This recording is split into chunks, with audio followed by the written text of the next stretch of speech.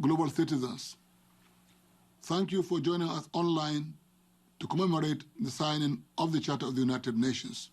Because of COVID-19, the UN's 75th anniversary was launched with a virtual event.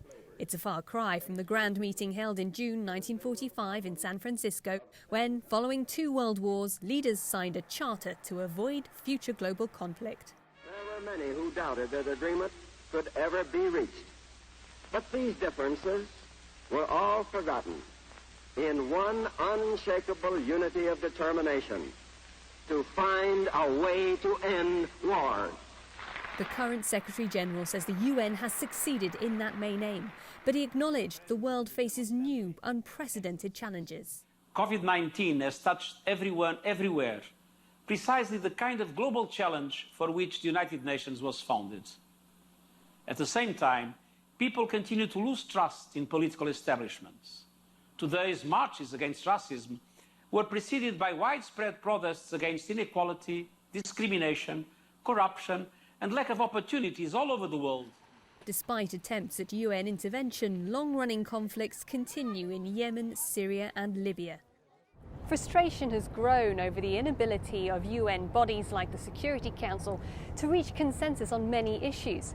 Experts point to the growing differences in the personal interests of some of the UN's leading members, such as China, Russia and the United States. And decisions can be held up by shifting geopolitical dynamics.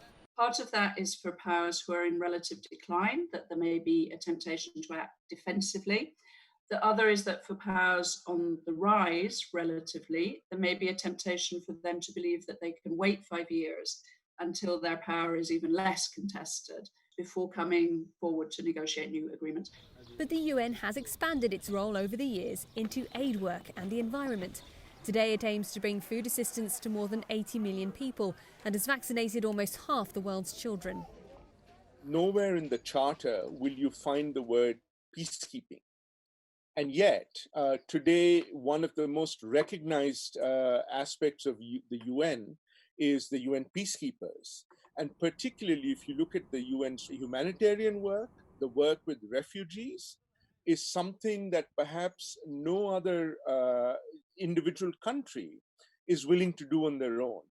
The world has changed immeasurably since the UN was formed, but much of its work is still done the old-fashioned way, with face-to-face meetings. I'm seeing that we're still having some technical issues. Recent difficulties with trying to use video conferencing because of the coronavirus pandemic have highlighted the challenges of keeping up with the times. It has been remarked upon that the UN is kind of like a Remington typewriter organization in an iPhone world. And I think that, the Secretary Generals over the last couple have tried to kind of drag it kicking and screaming into the 21st century, but have not always been fantastically successful.